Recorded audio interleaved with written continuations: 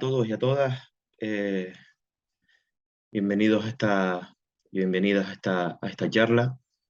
Soy Rómulo Díaz, profesor del Departamento de Educación Física de la Universidad de Las Palmas de Gran Canaria.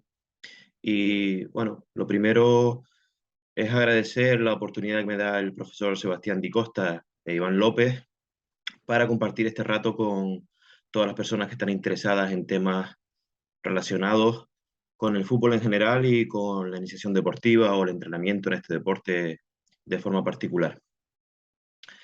Eh, Cuando ambos se pusieron en contacto conmigo y me plantearon la posibilidad de hablar de la vinculación de la praseología motriz con el fútbol, me pareció que podría ser interesante ver la aplicación que tiene esta disciplina a la realidad de un entrenador o de un preparador físico, es decir, de un técnico deportivo. Pero creo que antes es importante también saber la relevancia que puede tener en el ámbito científico, ya que a nosotros nos incumbe también el ámbito académico. Por eso he creído conveniente, en primer lugar, hablar de lo que supone aplicar la presiología al ámbito científico y, en segundo lugar, hablar de una propuesta metodológica que hace un tiempo, conjuntamente con otros profesionales del entrenamiento, David Arbelo y Raiko Noda, hicimos aplicando los fundamentos epistemológicos de la praxeología motriz, sobre todo aquellos que tienen que ver con los elementos o los parámetros configuradores de la lógica interna. Como les dije, soy profesor del Departamento de Educación Física de la Universidad de Las Palmas de Gran Canaria, recientemente como profesor contratado doctor después de 10 años como profesor asociado a tiempo parcial. En este tiempo pude realizar mi tesis doctoral que llevó por título Análisis praseológico de la dinámica del juego en fútbol, lógica externa y lógica interna. Además, mi vinculación docente ha estado relacionada fundamentalmente con dos materias, praxeología motriz y sus aplicaciones, y entrenamiento de la estrategia y las técnicas deportivas, ambas pertenecientes al grado en Ciencias de la Actividad Física y el Deporte. Anteriormente fui preparador físico de varios equipos de fútbol en diferentes clubes y categorías, por lo que mi relación con este deporte, como comprobarán, es amplia, por lo menos desde el punto de vista temporal.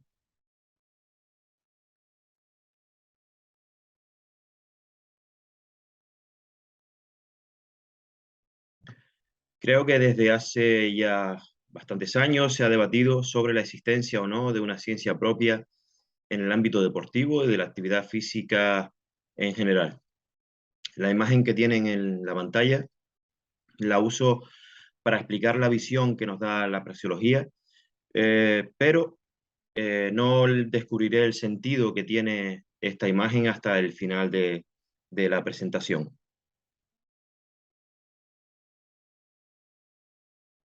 Está claro que el deporte está vinculado a numerosas disciplinas científicas que nos dan diferentes perspectivas de análisis del objeto de estudio en cuestión. La fisiología, la biomecánica, la sociología, la psicología, la pedagogía o incluso la economía se han acercado a nuestro deporte para explicarlo de formas diferentes y desde diferentes prismas o focos de estudio. Pero yo me pregunto, ¿qué ciencia se encarga de estudiar los comportamientos de los jugadores en competición? ¿O qué disciplina científica nos diferencia a los profesionales de la actividad física del resto de profesionales? Eh, Está claro que también esas disciplinas nos aportan conocimientos, pero la especificidad de nuestro ámbito tiene realmente una disciplina que nos pueda diferenciar del resto. Mi apreciado Juan Manuel García Manso, allá por el año 2016, nos deja la reflexión que tienen en la imagen. Decía que las ciencias aplicadas nos han comido. Eh, Dice que cuando se quiere postular un proyecto de investigación, no aparece el área de deporte. Cuando se quiere publicar en revistas indexadas con el factor de impacto en el primer cuartil, no nos encontramos. Y que las ciencias del deporte son revistas de fisiología, medicina, psicología, biología, pedagogía, pero no de deporte en sí. En el ámbito científico y concretamente en el de las publicaciones, tradicionalmente se le ha dado más valor a la aplicación de la fisiología, la medicina o la psicología, como dice Juan Manuel García Manso, que al propio deporte en sí. Esto nos lleva a tener problemas a la hora de publicar, o por lo menos a tener problemas a la hora de publicar en revistas científicas con un índice de impacto considerable, tal y como ya afirma García Manso. En esta información que aporta el profesor Víctor Arufe, se aprecia el nivel de impacto de algunas revistas españolas. Es difícil encontrar revistas dirigidas a la investigación de la acción de juegos situadas en los primeros cuartiles del ranking. Eso no significa que no se publique, y además bien, ya que afortunadamente este tipo de publicaciones despiertan ya gran interés en la comunidad científica. Pero tenemos que acudir a revistas de medicina o de psicología para optar a este nivel.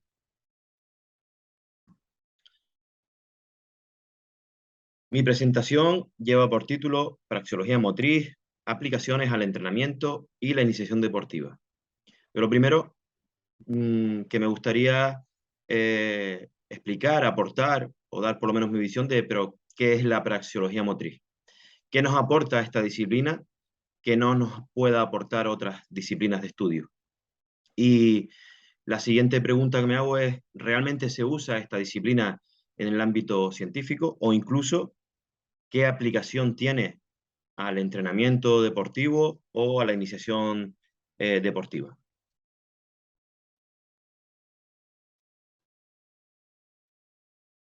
Lo primero que tenemos que hacer es situar el origen de esta disciplina, y digo disciplina para no entrar en esa disquisición de si es, en ese debate de si es una ciencia o no. Esta disciplina no es única de nuestro ámbito de la actividad física y del deporte. Su origen lo encontramos allá por el año 1949, cuando Ludwig von Mises publica el libro La acción humana, Tratado de Economía, y la entiende como la disciplina que analiza las acciones de las personas a partir de los alcances formales de la descripción de la propia acción. De este modo, afirma que examina la estructura lógica que actúa a priori. Y la entiende desde el punto de vista de la acción humana. Fue este autor austriaco quien aplicó por primera vez la praxeología, convencido de que las personas ejecutan acciones conscientes para alcanzar objetivos, los objetivos que tengan en el ámbito correspondiente. En nuestro ámbito, en el de la actividad física y el deporte, se le atribuye a Pierre Parlevas la creación o el origen de la praxeología motriz, que la define como la ciencia de la acción motriz y especialmente de las condiciones, modos de funcionamiento y resultados de su desarrollo. Toma sus fuentes de la lógica, de las matemáticas, de la sociometría, de la lingüística y la semiótica, en busca de formas de formalizar la conducta humana, en este caso la conducta motriz. En el libro La aventura praxeológica, traducido por el profesor Martínez de Santos, Parlevas nos dice que la praxeología motriz no nació de los discursos biológicos, psicológicos o sociológicos derivados de las teorías clásicas, sino que surgió de los interrogantes de un docente enfrentado a las exigencias educativas. Por lo tanto, de la necesidad docente de buscar la máxima especificidad posible de sus actuaciones diarias. Esta disciplina, como aportan la Gardera y la Vega, pretende abrir una región epistemológica hasta ese momento inédita en la educación física. Se fundamenta en el paradigma sistémico estructural y el objetivo es estudiar las acciones, la acción humana, pero en este caso las acciones motrices.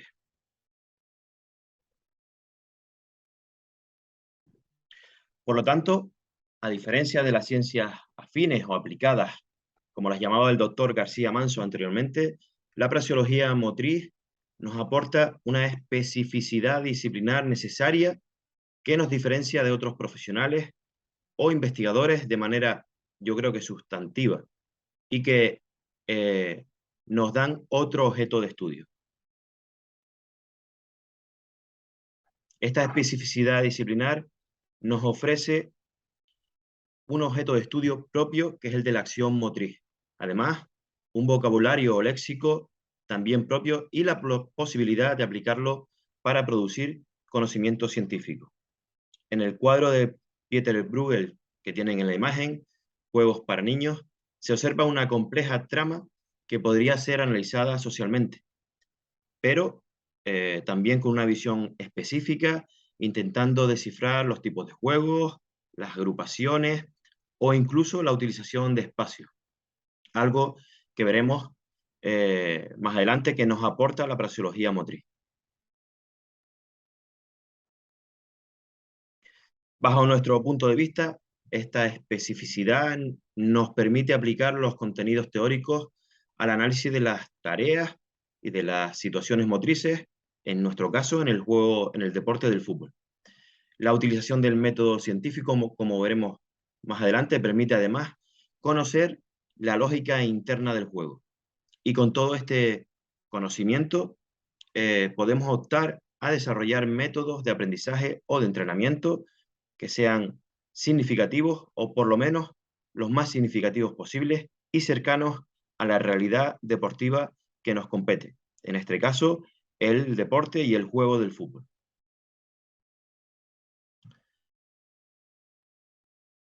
Creemos que una de las mayores aportaciones que nos deja la praxeología motriz es la identificación de los elementos o parámetros determinantes de la lógica interna, entendida esta lógica interna como el conjunto de rasgos caracterizadores de una situación motriz.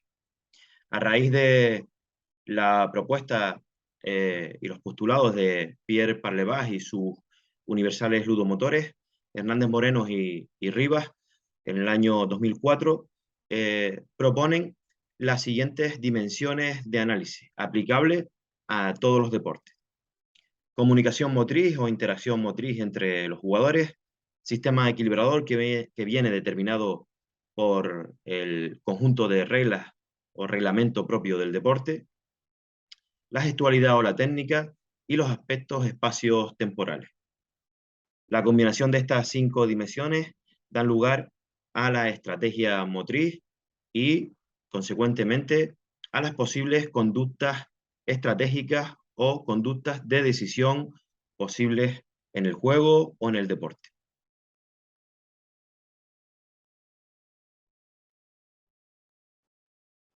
Se produce así un cambio de paradigma que en el caso de los deportes de cooperación o oposición viene determinado por los desarrollos tecnológicos y evidentemente por los avances científicos, y que nos cambia la visión del proceso de adquisición de la competencia motriz en este tipo de deporte, que debe estar enmarcado dentro de un contexto que es variable, cambiante y único, abordándose desde una perspectiva sistémica en la que todo afecta a todo, tal y como afirma Rivilla Arias.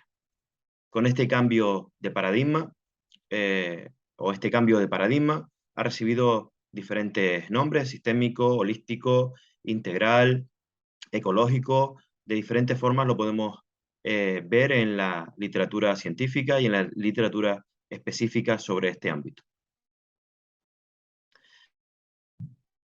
Hasta hace relativamente poco, en el entrenamiento, en la iniciación deportiva, se optaba por estilos tradicionales basados fundamentalmente en el conductismo, que entendía el cuerpo como una máquina, donde el aprendizaje seguía un proceso lineal y debido a ello se priorizaba sobre los elementos técnicos, todos desde un paradigma o desde un prisma de enseñanza y de entrenamiento clásico.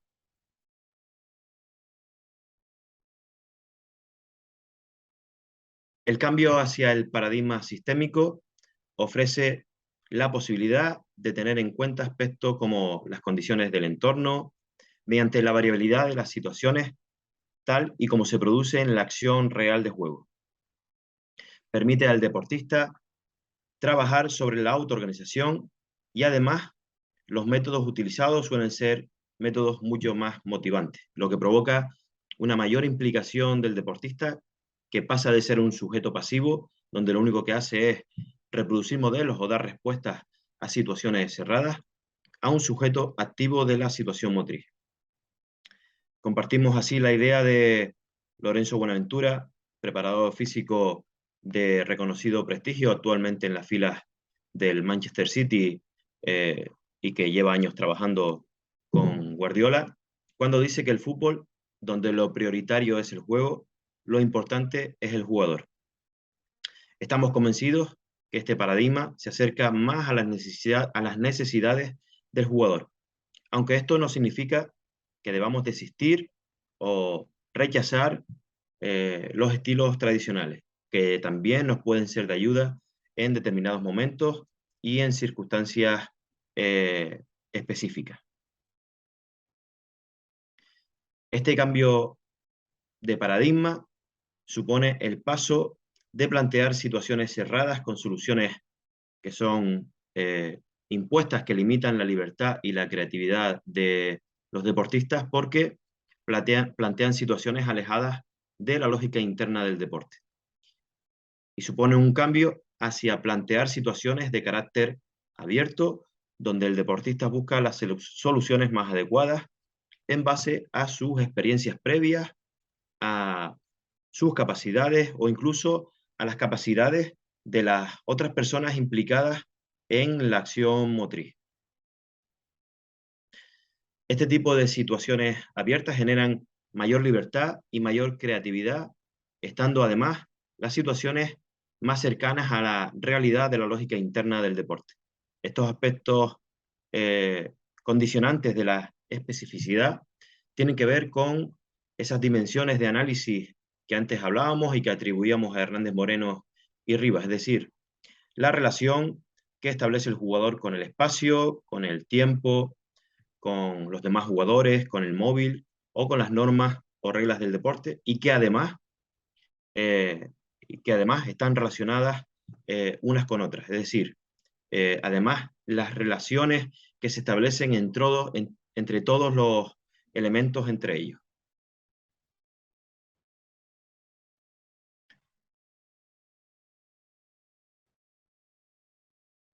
La utilización de este paradigma sistémico creemos que genera mayores experiencias debido a la variabilidad de las situaciones motrices y que en el diseño de tareas se traduce en una mejora de las capacidades tácticas y cognitivas, aquellas que tienen que ver con la interacción con el entorno, la obtención y análisis de la información, así como la, la toma de decisiones y posteriormente con la ejecución que está determinada por las capacidades técnicas y físicas de los deportistas.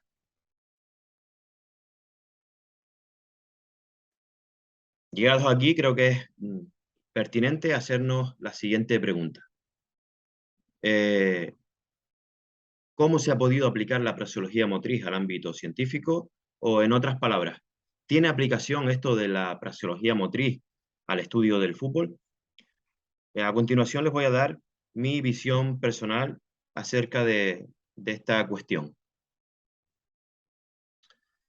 Me gustaría que vieran cómo han ido cambiando los tópicos de análisis o la importancia que han ido tomando en la literatura científica.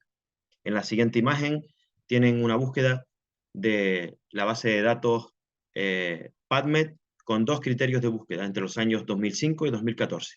En primer lugar, Small Site Games, con un total de 122 resultados. Y en la parte inferior de la imagen, Small Site Games Soccer, con 88 resultados. Todo eso en los años comprendidos entre el 2005 y el 2014. Esa misma búsqueda se realizó cambiando los años entre 2015 y la actualidad. Y encontramos para los criterios Small Site Games 389 resultados. Y cuando añadimos el apellido Soccer, es decir, Small Side Games Soccer, 259 resultados. Creo que esto ya da una idea, una visión de cómo ha ido cambiando el interés y los tipos de publicaciones que se van realizando, acercándose cada vez más al análisis del juego propiamente dicho.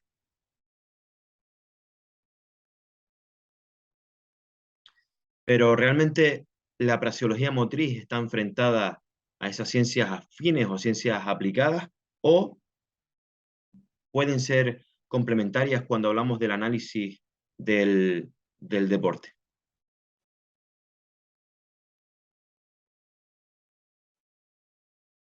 El análisis del juego en el fútbol ha evolucionado hacia los aspectos estratégicos del juego. Como podemos comprobar en esta revisión sistémica, el análisis de las interacciones, de las redes de comunicación, es ya uno de los tópicos más utilizados en la investigación científica. Esta revisión sistémica se hace un recorrido por el estudio del fútbol desde el punto de vista táctico. El análisis de la competición o del comportamiento en competición, ya encontramos desde hace años estudios que no solo analizan aspectos como las distancias totales recorridas o el número de sprint realizados, es decir, aspectos que están más relacionados con el apartado físico o condicional, sino también con aspectos que tienen que ver con contenido técnico o táctico, como puede ser el porcentaje de acierto en el pase, como es el estudio de Sal Reyán y colaboradores. En este trabajo se analizó el rendimiento físico y técnico de los jugadores de la Bundesliga o Primera Liga alemana relacionado con la edad de los futbolistas. Los autores comprobaron que aunque el paso de los años o con el paso de los años los futbolistas disminuyen su rendimiento físico, son capaces de mejorar su rendimiento técnico relacionado con el porcentaje de acierto en los pases, tal y como se ve en la figura de la izquierda. Posiblemente esto es debido a una mejor interpretación del juego y de aspectos que tienen que ver con la toma de decisiones. Trabajos como este nos hacen reflexionar sobre la importancia de proponer desde edades tempranas tareas que permitan o supongan experiencias para una lectura correcta de las acciones propias del juego, aunque evidentemente adaptadas a la capacidad de los deportistas con los que estamos trabajando.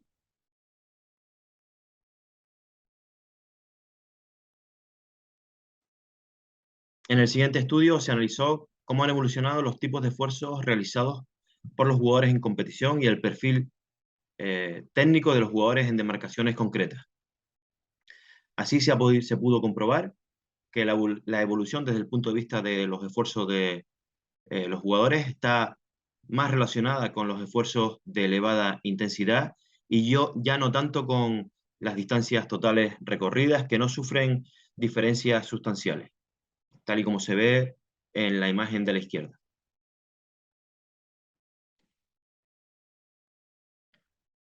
Por otro lado, en relación al perfil técnico, se aprecia en los jugadores centrales una mayor capacidad para participar en la creación del juego, reflejado en el porcentaje de acierto y número de pases. Este estudio analizó jugadores de la Premier League inglesa por demarcaciones y nos da una idea de cómo ha evolucionado la forma de entender el juego en este país, donde tradicionalmente se le ha vinculado, se le ha relacionado con estilos directos de juego más que con estilos asociativos o de combinación.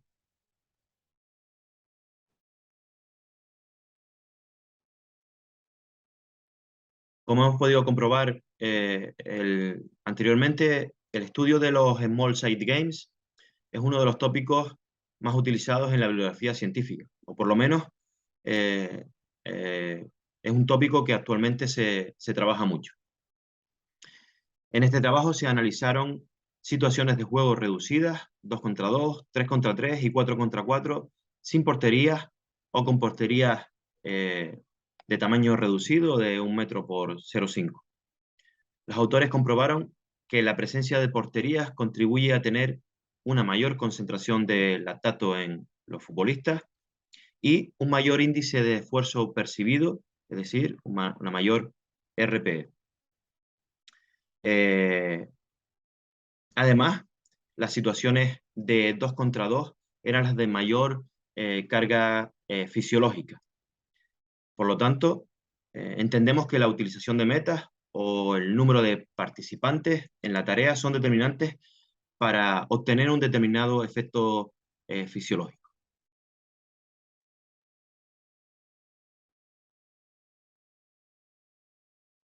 Otro estudio similar planteó como objetivo examinar la carga de jugadores regulares o jugadores comodines en situaciones de 4 contra 4 y 4 contra 4 más 2, solamente cambiando la ubicación de los jugadores comodines o simplemente excluyéndolos de la tarea, tal y como se aprecian las diferentes figuras de las diferentes tareas en la parte izquierda de la imagen. Se comprobó que el uso de jugadores eh, comodines podría ser una sencilla forma de disminuir la carga externa o la carga interna para una gestión óptima en casos específicos como puede ser eh, la reincorporación al entrenamiento después de un proceso de lesión.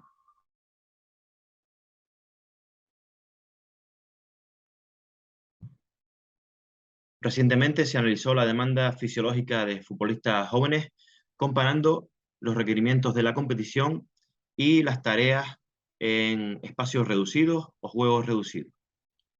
Los autores concluyeron que durante los juegos reducidos los jugadores realizan más sprint, recorren distancias más largas y caminan menos que en los partidos oficiales, demostrando además una mayor carga externa en la variante de 3 contra 3 con porteros.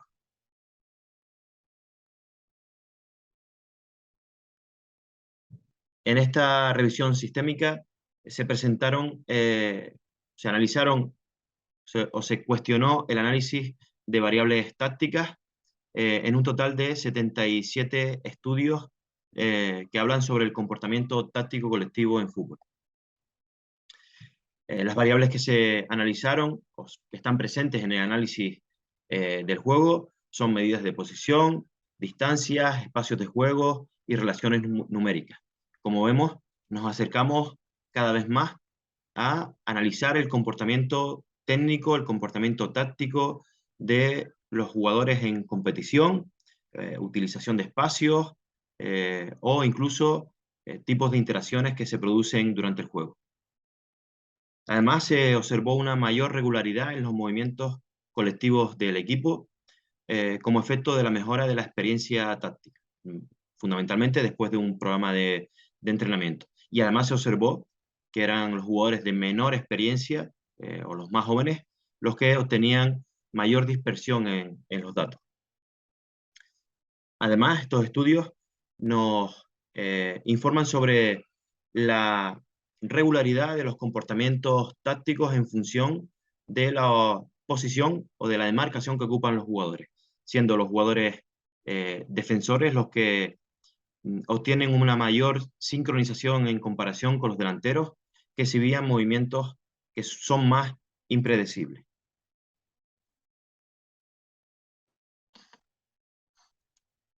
Como hemos podido comprobar en la literatura científica, se analizan factores estratégicos que están relacionados con la posición del móvil y todo lo que ello implica, tipos de pases, porcentaje de acierto en los mismos, etc. Interacciones entre jugadores o redes de comunicación, o incluso una métrica muy utilizada últimamente como es la métrica de goles esperados. Pero aparte de estos factores estratégicos y que están relacionados con la lógica interna del deporte, existen variables situacionales o de lógica externa, como la importancia del marcador o resultado parcial del encuentro, el nivel del oponente o el home advantage o ventaja de jugar como local.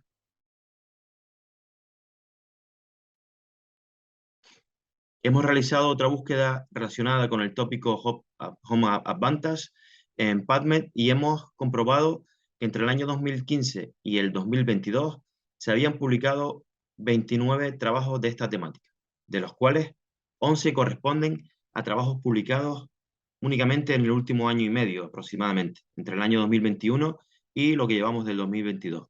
Es decir, un 38% corresponden a trabajos publicados en el último año y medio.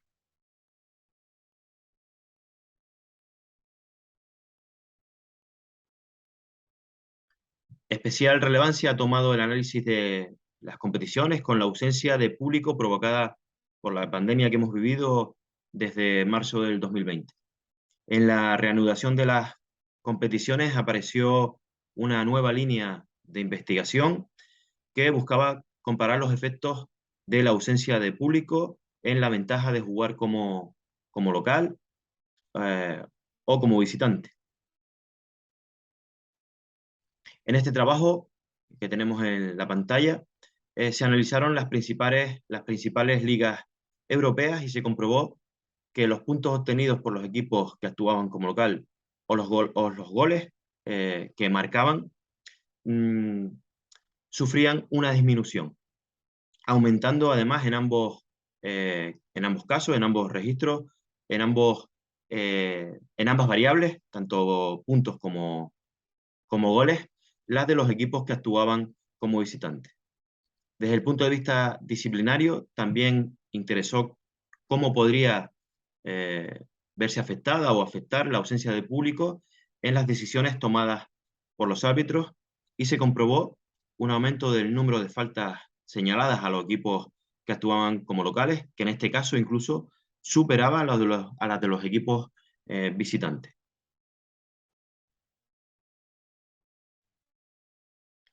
Ya anteriormente, en el año 2010, Lago Peña, referente sin duda en el análisis del juego en fútbol especialmente, junto con otros autores, analizaban de forma iterativa variables que tienen que ver con la lógica interna, por ejemplo, la posesión de balón, y variables relacionadas con la lógica externa, como marcador, localización del partido o nivel del oponente.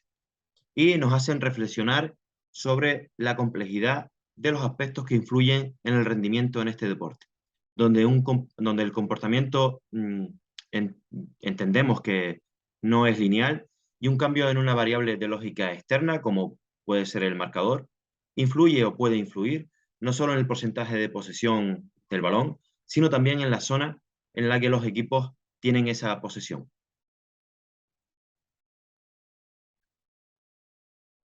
Como hemos podido comprobar a lo largo de nuestra intervención, para tener un mayor conocimiento del juego, se hace necesario analizar el deporte desde el punto de vista de la lógica interna, pero también se hace necesario conocer aspectos de la lógica externa que pueden condicionar el desarrollo del juego o por lo menos tenerlos presentes para conocer cómo funciona o cómo pueden influir en la dinámica de juego con respecto a la lógica interna.